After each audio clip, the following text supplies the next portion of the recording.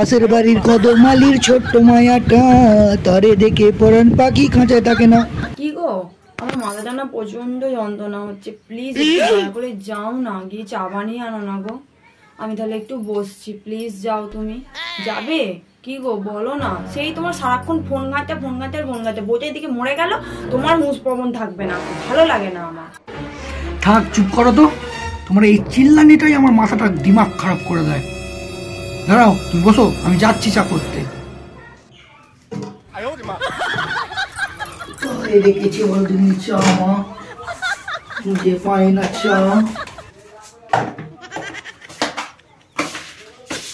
বিরক্ত লেগে যায়, চা করতে তো কাজ নেই। কি গো, চা খুঁজে পাচ্ছি না তো। উফ, তোমাকে একটা যদি কাজ বলা হয় না, তোমার মাথায় যেন বাজ পড়ে।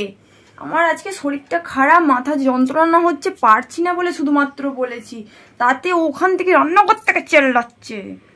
যাও দেখো, বাসনের তাকের মধ্যে লবণ লেখা আছে, একটা ক্রিমের কৌটো, ওর মধ্যে চা আছে। উফ ভগবান।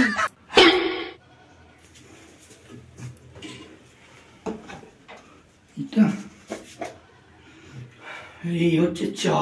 বাপরে, এখানে ক্রিমের কৌটো, লবণ লেখা, বাসনের তাক, বাসনের ভেতর, কি করে আমি চা খুঁজে পাবো? হায় কপাল, মেয়েদের কাজ বলি।